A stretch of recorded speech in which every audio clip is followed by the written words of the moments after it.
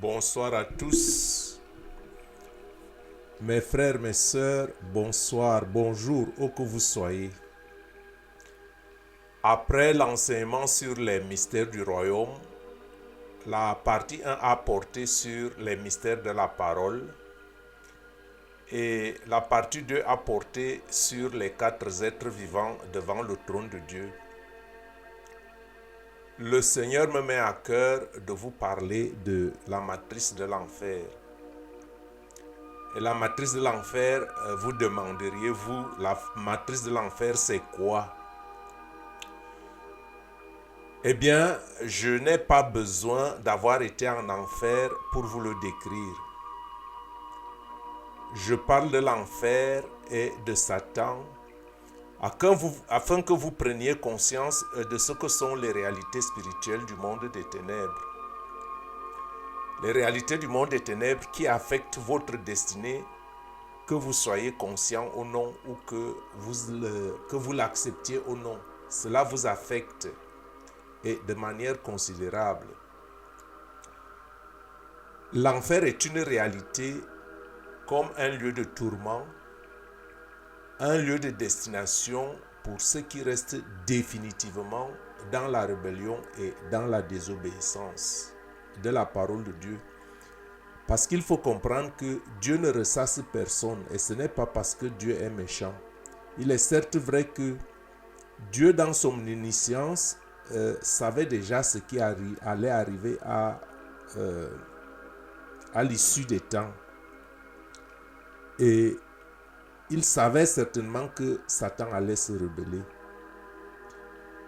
Et voilà pourquoi il a tout prévu, il a créé un endroit où ceux qui se rebelleraient. Et d'ailleurs, ceux qui se rebellent, ce n'est pas Dieu qui les ressasse. Dieu veut que tout le monde soit sauvé. Dieu veut que tout le monde soit sauvé. Sauf que il y a des gens qui refusent Dieu.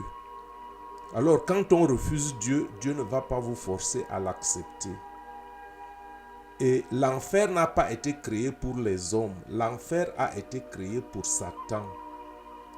Et cependant, on a bien l'impression que les hommes excellent. Les hommes veulent faire même mieux que Satan.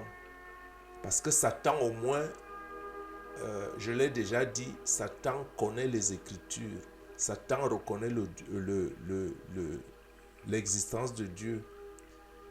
Vous rencontrez des hommes qui vous disent qu'il n'y a pas de Dieu. Vraiment, c'est aberrant. Donc, l'enfer est un lieu de destination pour ceux donc qui vont définitivement rejeter Jésus, qui vont rejeter Dieu et son royaume, qui vont rejeter le pouvoir de Dieu, Dieu le Créateur. Et donc, ceux qui vont rester définitivement dans la rébellion et dans la désobéissance de la parole de Dieu, ceux-là iront en enfer. Et donc, je parle de Satan non pour lui donner une quelconque importance, mais une chose est sûre, vous ne pouvez pas sérieusement combattre un ennemi sans connaître ses stratèges.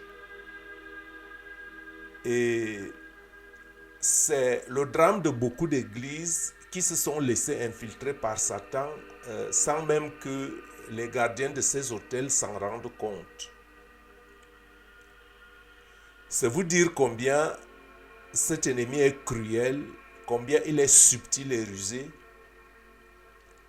Et quand il se présentera à vous, il se présentera comme l'ange de lumière détenant la vérité. Satan ne vous dira jamais qu'il est Satan. Sinon, il ne causerait pas tant de dommages dans le monde et même au sein du peuple de Dieu, parce que beaucoup le repousseraient s'il se présentait comme Satan. J'ai déjà dit que beaucoup d'hommes aiment Dieu, mais ils sont trompés dans les enseignements. Beaucoup d'hommes aiment Dieu et ils sont trompés dans les enseignements. Dans les mystères de la parole que j'ai présenté dernièrement, je vous disais que Satan se sert de la Bible pour accuser ceux qui sont fautifs de la loi de Dieu. Et je disais que Satan connaît les Écritures et qu'il se sert même de ces Écritures parce que quand il vous accuse en fonction de quelque chose. Il vous accuse parce que vous êtes fautif. Il vous accuse parce que vous avez enfreiné la loi de Dieu. Donc il faut bien qu'il la connaisse et il faut bien qu'il utilise les Écritures. Et n'oubliez jamais que Satan, qui est aussi appelé serpent ancien ou Lucifer, était celui-là qui était au service de Dieu, au service de la gloire, au paradis. Donc il connaît bien les sièges et les rouages du royaume. Et par conséquent, Dieu étant omniscient, il ne pouvait pas y avoir quelqu'un auprès de lui qui ne connaisse pas sa loi. Donc Satan connaît la loi de Dieu et connaît les Écritures. Et c'est en fonction de ça qu'il vous tient donc fautif. Et c'est en fonction de ça que lui, il vous condamne et vous amène dans son tribunal. Il connaît bien la loi à laquelle il se rebelle. Et voilà pourquoi il s'arroge aussi le pouvoir de faire sien tous ceux qui sont dans l'obéissance de la parole de Dieu. Bon, c'est indépendamment maintenant que votre désobéissance soit volontaire ou involontaire, que votre désobéissance soit consciente ou inconsciente, peu lui importe, il vous réclamera pour vous cribler comme le froment si vous résistez ou si vous êtes ignorant, ou alors pour vous gratifier si vous lui prêtez allégeance. L'évangile de Matthieu nous rapporte une scène au chapitre 4, du verset 1 au verset 11. Alors Jésus, amené par l'Esprit dans le désert pour être tenté par le diable, après avoir jeûné 40 jours et 40 nuits, il eut faim. Le tentateur s'étant approché, et lui dit, « Si tu es fils de Dieu, ordonne à ces pierres qu'ils deviennent des pains. » Jésus lui répondit, il est écrit, « L'homme ne vivra pas seulement de pain, l'homme, mais de toute parole qui sort de la bouche de Dieu. » Le diable le transporta dans la ville sainte, le plaça sur le haut du temple et lui dit, « Si tu es fils de Dieu, jette-toi en bas, car il est écrit, il donnera des ordres à ses anges à ton sujet et ils te porteront sur les mains de peur que ton pied ne heurte contre une pierre. » Et vous voyez ici que c'est Satan qui dit à Jésus, il est écrit. Et s'il ne sait pas qu'il est écrit, il ne peut pas le dire. Donc il sait que Satan connaît bien les Écritures et je dis que c'est en fonction de ça qu'il vous crible. Et donc, quand Satan vient vous tenter, il ne vient pas vous dire que je suis Satan. Soit que vous êtes fautif, il vous réclame, soit alors qu'il vient vous tenter. Et il vient vous tenter en fonction, par rapport à la loi de Dieu que lui, il connaît. Parce qu'on ne peut pas tenter quelqu'un de ce qu'on ne connaît pas. Je continue donc le texte de cette écriture. Au verset 7, Jésus lui dit, « Il est aussi écrit, tu ne tenteras point le Seigneur ton Dieu. » Vous voyez donc ici aussi, Jésus réplique par la parole, parce que lui aussi connaît la parole. Et par conséquent, si nous voulons suivre Jésus, nous devons aussi connaître la parole. Et nous devons connaître la vraie parole de Dieu. Pas les épopées, pas les traditions, pas les dogmes, pas nos rites. Nous devons connaître la parole de Dieu telle qu'elle est écrite. Parce que c'est cette parole-là que Satan combat. Et si vous êtes dans la fausse parole, bon, Satan vous combattrait. Pourquoi? Il va vous laisser tranquille parce qu'il sait de toute façon que vous êtes perdu. Le verset 8 dit que le diable le transporta encore sur une montagne très élevée, lui montra tous les royaumes du monde et leur gloire, et lui dit, « Je te donnerai toutes ces choses si tu te prosternes et m'adores. » Jésus lui dit, retire-toi Satan, car il est écrit, tu adoreras le Seigneur ton Dieu et tu le serviras lui seul. Alors le diable le laissa, et voici que les anges vinrent auprès de Jésus et le servaient. Donc vous voyez que Jésus né du Saint-Esprit, il sort du baptême, il fait un jeûne de 40 jours et quand il sort de son jeûne, qui se présente devant lui, c'est Satan pour le tenter. Et vous voyez que Jésus n'a pu résister que parce que déjà fortifié en esprit par le jeûne qu'il avait fait et fortifié par la parole de Dieu qu'il habitait déjà. Parce qu'on n'a pas dit que Jésus est allé ouvrir un livre pour répondre à Satan, mais il avait la parole de Dieu était déjà en lui, il était même la parole de Dieu. Et voilà donc pourquoi il est nécessaire, nous aussi, de faire un effort, d'apprendre la parole de Dieu, de l'étudier, de la lire, de faire de la parole de Dieu notre ami, de faire de la parole de Dieu la nôtre, de la méditer jour et nuit, afin qu'à toute épreuve, que nous ayons quelque chose de parate pour répondre.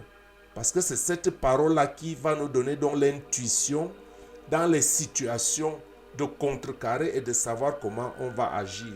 Parce que si on ne l'a pas avec nous, il sera difficile de savoir dans certaines occasions qu'est-ce qu'on doit faire. Et voilà donc pourquoi je vais vous amener à un autre texte qu'on avait déjà aussi vu, qui est en Luc au chapitre 22.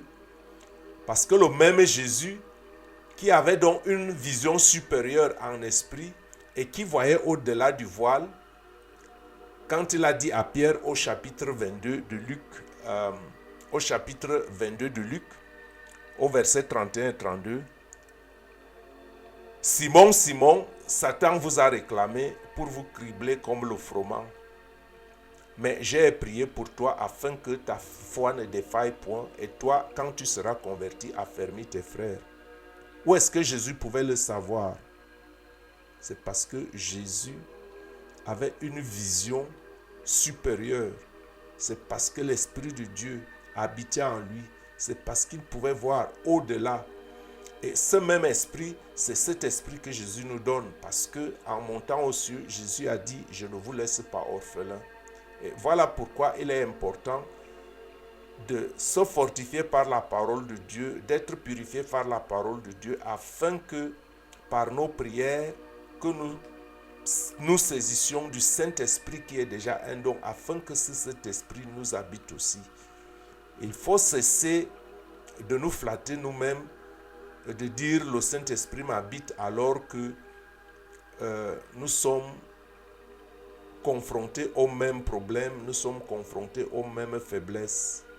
Quand je le dis, ce n'est pas pour critiquer, je le dis vraiment afin que nous prenions conscience que nous avons des instruments puissants, que Dieu a mis en nous un certain pouvoir, une certaine force et que nous avons la capacité. Nous avons la capacité d'étudier la parole de Dieu. Nous avons la capacité d'être les alliés de Dieu. Nous avons la capacité d'appeler le Saint-Esprit. Il faut le vouloir. Donc, je vais donc abonder dans ce sens que ceux d'entre vous qui sont en début de conversion, ceux d'entre vous, et vous avez dû le remarquer aussi, même si vous êtes déjà, si vous n'êtes plus au début de la conversion, vous avez dû aussi le remarquer, ce phénomène, que dès le moment que vous commencez à prendre la prière au sérieux, vos problèmes augmentent automatiquement. J'ai rencontré des gens qui me disent, moi je préfère ne pas prier parce que quand je commence à prier, j'ai plus de problèmes. Ça, c'est un phénomène réel et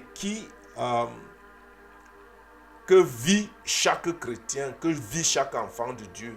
Quand vous commencez à prier sérieusement, du même coup vos problèmes augmentent parce que le malin est malin.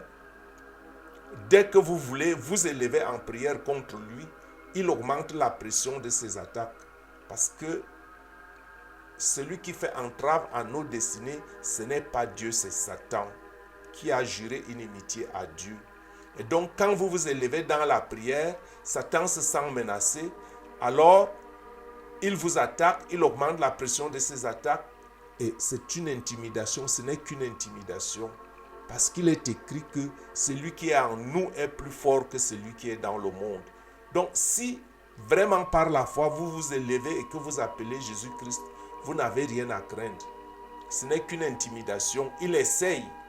Et cela me rappelle le témoignage d'une femme d'un pasteur, en l'absence de son mari, qui priait donc pour sa famille. Et elle a entendu, c'était un témoignage, elle a entendu une voix audible, de manière ostensible, qui lui disait « Arrête, tes prières m'ennuient, tes prières m'embêtent, sinon je frappe. » Heureusement qu'elle a fait vite d'appeler son père spirituel qui allait sanctifier la maison et tout est revenu au calme. Donc vous voyez, Satan utilisera toutes sortes d'intimidations parce que quand il vous intimide et que vous vous découragez, que vous dites « Oh, quand je ne prie pas, tout va bien et quand je commence à prier maintenant, j'ai plus d'attaques. » Alors, il vous a gagné. Et voilà pourquoi beaucoup se découragent ou préfèrent rester tièdes quand ils sont dans une apparence de calme. Cette apparence de calme n'est en fait qu'un piège parce que j'ai dit que Satan peut vous laisser pour un temps, pourvu qu'il sache que vous êtes dans son sac, hein, vous êtes tiède, vous allez, je ne sais pas moi, une fois à l'église ou bien une fois par semaine ou je ne sais pas moi. Et ça l'arrange parce que ça ne l'ennuie pas. Vous êtes tiède, tes prières ne vont nulle part, ça ne l'ennuie pas. Donc il peut te donner une espèce d'accalmie. Il peut même te donner un peu de bienaisance. Et j'ai dit que quand je dis qu'il te donne un peu de bienaisance, ce n'est pas lui qui donne. En fait, ce que Dieu te donne, il te laisse avec ça pour te satisfaire et pour t'endormir. Et donc maintenant, quand tu commences à prier, lui aussi, il lutte maintenant, même pour tout arracher. Et je dis donc que ceux qui sont des fois dans une certaine bienaisance, il ne faut pas se complaire à ça. Il faut être chaud, il faut être bouillant. Il faut avoir le zèle pour la parole, pour être sûr qu'on est du bon côté. Parce qu'il peut y avoir une aisance qui est un piège de Satan qui vous laisse tranquille, sachant que, voyant au-delà des apparences, qu'il vous a gagné et qu'à la fin, vous n'atteindrez pas votre but. Et donc, il faut vraiment vous grouiller. Il faut avoir le sel dans la maison de Dieu. Il faut avoir le zèle de la parole de Dieu. Quoi que cela vous coûte, le Seigneur est celui qui, même si vous perdez la vie, il est celui qui peut vous donner la vie. Il est celui qui peut vous donner une nouvelle vie et il est celui qui vole à votre secours. Et c'est pourquoi je conseille donc tous ceux qui font leur premier pas dans la foi d'avoir toujours un guide spirituel, un guide digne de confiance, sous la couverture de qui vous pouvez évoluer sans inquiétude. Parce que je dis que Satan peut vous laisser tranquille tant que vous n'êtes pas un danger pour ses plans. La tactique de Satan, c'est l'intimidation. La tactique de Satan, c'est la tentation. Et sa grande matrice, la grande matrice de l'enfer, c'est le mensonge. C'est le mensonge. Satan est le père du mensonge. Le mensonge s'oppose à la vérité. Et pourquoi aujourd'hui beaucoup ne comprennent pas la parole de Dieu et pourquoi l'évangile leur est-il étranger? Et Jésus nous donne un début de réponse en Jean au chapitre 8, verset 44. On peut même lire à partir du verset 43 où il est écrit: Jésus alors s'adressait ici d'abord aux pharisiens qui tenaient la direction du temple à Jérusalem et étaient les chefs religieux de l'époque de Jésus. Et il est donc écrit à partir du verset 43: Pourquoi ne comprenez-vous pas mon langage? C'est Jésus qui parle. Parce que vous ne pouvez écouter ma parole. Vous avez pour père le diable et vous voulez accomplir les désirs de votre père. Il a été meurtrier dès le commencement et il ne tient pas dans la vérité. Il ne se tient pas dans la vérité parce qu'il n'y a pas de vérité en lui. Lorsqu'il profère le mensonge, il parle de son propre fond car il est le menteur et le père du mensonge. Et moi, parce que je dis la vérité, vous ne me croyez pas. Donc, mes frères, mes sœurs, vous voyez que cette parole de Jésus reflète notre monde même aujourd'hui, où les traditions, les rites, les coutumes, les dogmes ont envahi la toile de la croyance. Restant loin de la vérité de la parole de Dieu, et beaucoup sont convaincus que la parole de Dieu ne marche plus après les disciples du premier siècle. Beaucoup sont convaincus que c'est des choses, c'est des dogmes, c'est des choses qu'on dit comme ça que la parole de Dieu ne marche pas. Elle ne marche pas. Pourquoi? Et pourquoi la parole de Dieu ne marcherait pas? Moi, je vous confirme que la parole de Dieu marche. La parole de Dieu marche parce que l'apôtre Paul nous avertit en Hébreux au chapitre 13, verset 8, que Jésus-Christ est le même hier, aujourd'hui et éternellement. Jésus-Christ est le même aujourd'hui, hier et éternellement. Ça veut dire que si la parole de Jésus-Christ a marché hier, elle marche aujourd'hui et elle marchera éternellement. Où est donc le problème? Paul nous conseille de ne pas nous laisser entraîner dans des doctrines diverses et étrangères. Ne vous laissez pas entraîner dans des doctrines diverses et étrangères. Car il est bon que le cœur soit affermi par la grâce que nous a apportée Jésus-Christ. Que le cœur soit affermi par la grâce que nous a apportée Jésus-Christ. Et cette grâce porte l'exigence de l'obéissance de la parole de Dieu. Je dis que la grâce que nous a apportée Jésus-Christ porte l'exigence de l'obéissance à la parole de Dieu. Comme il est écrit que vous connaîtrez la vérité et la vérité vous affranchira. Vous connaîtrez la vérité et la vérité vous affranchira. Parce que Satan trouve la porte ouverte dans nos vies par le mensonge. Et même des fois à cause des petits mensonges qui ne valent même pas la peine et qui ne nous apportent rien du tout. Peut-être veut-on seulement se faire voir. Tout ça c'est inutile. Laissez ce genre de comportement. J'appelle cela les petits mensonges gratuits. On veut se faire voir, on commence à dire n'importe quoi. Paf, Satan trouve le chemin dans ta vie, il entre. Et quand il entre, pour le faire ressortir, il faut faire des mains et des pieds. Tant qu'il est dehors, ça s'appelle l'oppression. Tant que Satan est dehors, il peut faire la pression, l'oppression. Mais tant qu'il entre, c'est déjà la possession. Et à cause d'un petit mensonge qui ne t'a rien apporté, à la finalité donc, le mensonge, même s'il réussit pour un petit temps, ne peut que vous détruire. Si vous êtes enfant de Dieu, prenez conscience de cela, que le mensonge, même s'il réussit pour un temps, ne peut que vous détruire. On peut réussir sans mentir. On peut réussir en Jésus-Christ. On peut réussir en Dieu. On peut avoir les richesses avec Jésus-Christ. Il suffit de suivre ses voies. Donc, vous voyez, les pharisiens et les sadducéens, par exemple, mentaient. Peut-être pas volontairement, peut-être à cause de leur ignorance de la vérité de la parole de Dieu dont ils étaient supposés être des représentants. Ils pataugeaient dans les ténèbres, comme beaucoup de dirigeants spirituels aujourd'hui, de notre époque contemporaine. Mes frères, mes sœurs, savez-vous que l'une des plus grandes causes qui amènerait des âmes en enfer est l'ignorance? L'ignorance qui est à son tour l'une des plus grandes causes de la désobéissance. Parce que quand on est ignorant,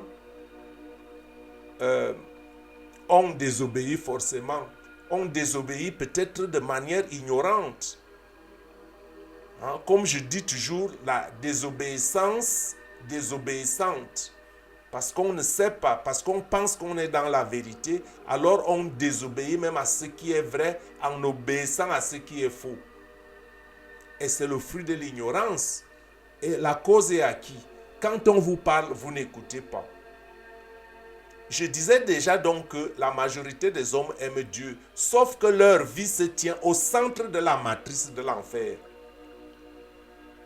Le mensonge est la grande tromperie du siècle. Le mensonge ou la grande tromperie du siècle. Parce que Satan a infiltré certaines églises et les doctrines qu'on enseigne sont des doctrines de démons. Ce n'est pas la doctrine de Jésus-Christ. Et quand les gens obéissent à ça et ne savent pas, le piège sera là au dernier jour. Et ça, c'est important de se remettre en cause. C'est comme à l'époque de Jésus, les pharisiens, à la fois naïfs et ignorants, aveuglés et vivant dans les ténèbres, étaient convaincus que leurs pratiques étaient les bonnes.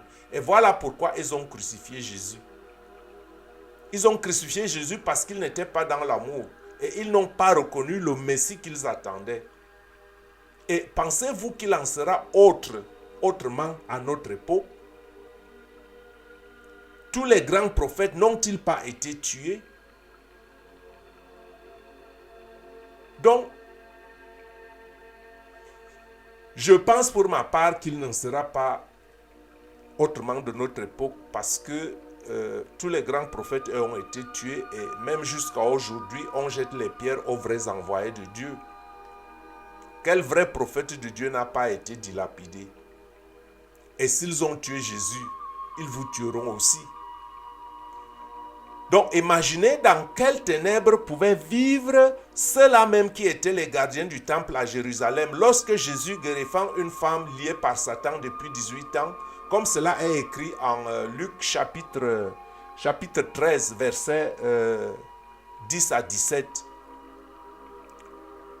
Jésus, enseignant dans une des synagogues le jour du sabbat, et voici, il y avait là une femme possédée d'un esprit qui le rendait infirme depuis 18 ans. La femme était infirme depuis 18 ans. Elle était courbée et ne pouvait pas du tout se redresser.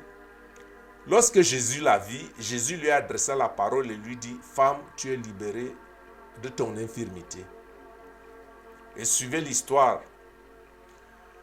Jésus lui dit: « Femme, tu es libérée de ton infirmité. » Et il lui imposa les mains. À l'instant, la femme se redressa. Depuis 18 ans, pour la première fois, la femme se dresse. Et elle est allée au temple. Avant Jésus, elle allait au temple tout le temps. À l'instant, la femme se redressa et glorifia Dieu.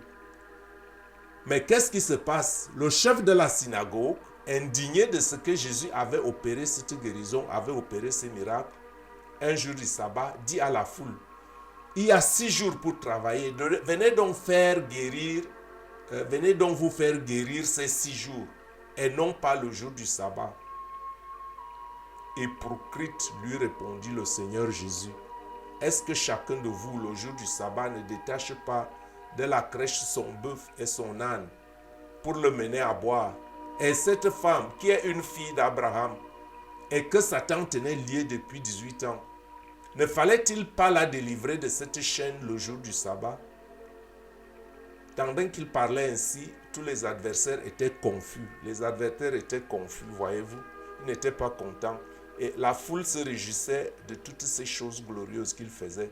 Donc vous voyez quelque part, quelqu'un qui est malade depuis 18 ans, quand on guérit la personne, au lieu qu'on félicite la personne, au lieu qu'on rende gloire à Dieu, qu'est-ce qu'on fait? On cherche quelque chose pour réprimander, pour dire qu'on ne doit pas se faire soigner samedi. Est-ce que vous voyez jusqu'où l'aveuglement ou bien la jalousie ou bien, je ne sais pas, les ténèbres de ceux-là qui pensaient détenir les rênes du pouvoir, qui représentaient Dieu? Est-ce que vous voyez dans quelle espèce d'aveuglement il était? Est-ce que cela n'est pas un enseignement pour nous? Donc pour moi, cet enseignement nous enseigne que beaucoup de malheurs au sein du peuple de Dieu peuvent même provenir de l'intérieur. Pourquoi? Parce qu'une élite qui s'est appropriée la parole de Dieu et empêche par leur enseignement les masses d'accéder à la vérité. Pour quelle raison? Peut-être parce qu'ils veulent défendre leur position. Hein? Et voici donc en quelque sorte le reproche que Jésus, la réplique que Jésus a faite en Matthieu au chapitre 23. Versets 13 et 14, qui peut aussi s'appliquer à nos dirigeants contemporains. Malheur à vous, scribes et pharisiens hypocrites, parce que vous fermez aux hommes le royaume des cieux. Vous n'y entrerez pas vous-même, et vous n'y laisserez pas entrer ceux qui veulent entrer. Malheur à vous, scribes et pharisiens hypocrites, parce que vous dévorez les maisons des veuves et que vous faites pour l'apparence de longues prières. À cause de cela, vous serez jugés plus sévèrement. Parce qu'aujourd'hui, quand on rentre dans l'église de Dieu, c'est les grandes philosophies, c'est les grandes doctrines, c'est les grands enseignements, c'est les grandes études. Alors que la foi, c'est la confiance qu'on met en Dieu. Est-ce que j'ai vraiment besoin d'écrire un doctorat pour avoir la foi en Dieu? Ça, c'est faux. Gloire à Dieu. Pour qui a fait le doctorat pour des études théologiques et philosophiques? Gloire à Dieu. Mais est-ce que c'est cela la foi? Est-ce que c'est l'étude qui me donne la confiance en Dieu? J'ai peut-être besoin de lire. J'ai besoin peut-être de compréhension. Mais le Saint-Esprit peut me donner toutes ces valeurs si je vis dans l'amour. Si je le demande à Dieu. Car il est écrit que tout ce que nous demandons au Seigneur, il nous la donne. Gloire à Dieu pour les grandes études de philosophie, de théologie. Mais ce n'est pas ça qui donne la foi. Il faut le reconnaître. Ça, c'est intellectuel. Ça, c'est autre chose. On peut manipuler les Écritures. On peut dire des choses. Ça, c'est bien. On peut guider des gens. Ça, c'est bien. Mais est-ce que c'est ça qui donne la foi? Voilà donc le malheur. Donc, votre malheur peut même venir de ceux qui vous dirigent. Parce que les aveugles ne peuvent pas diriger les aveugles. Parce que je n'ai rien contre un doctorat en philosophie. Excusez-moi, moi-même je suis un intellectuel. Mais je veux ouvrir les yeux au peuple. Pourquoi? La matrice de l'enfer. La matrice de l'enfer, ce sont les forteresses des siècles. Les coutumes anti-bibliques, les croyances anti-bibliques, les dogmes anti-bibliques, les pratiques anti-bibliques, les traditions anti-bibliques. Je me lève au nom tout puissant de Jésus-Christ. Je me lève au nom tout puissant de Jésus-Christ. Et je brise toutes les forteresses des mauvais enseignements. Pour quiconque entend le son de ma voix, j'amène toute pensée captive à la connaissance de Jésus-Christ. J'amène toute pensée captive à l'obéissance de la parole de Dieu, qui seule nous libère de nos limitations et autres angoisses de la vie. 2 Timothée au chapitre 3 verset 16 dit: toute écriture est inspirée de Dieu.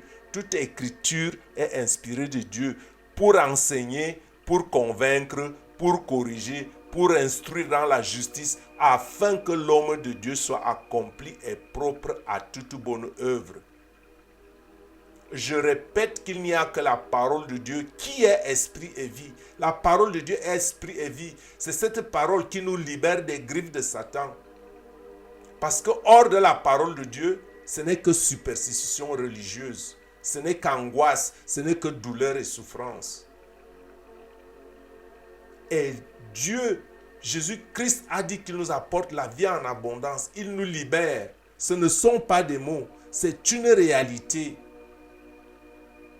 Mes frères, mes sœurs, la plus grande prison est la prison de l'esprit.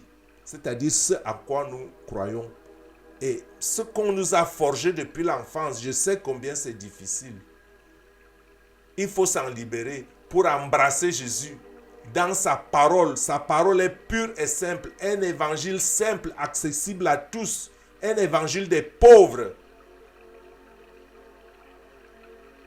Et maintenant, dis avec moi, mon frère, ma soeur, dis avec moi et avec foi: J'engage le sang de Jésus dans le combat de ma destinée.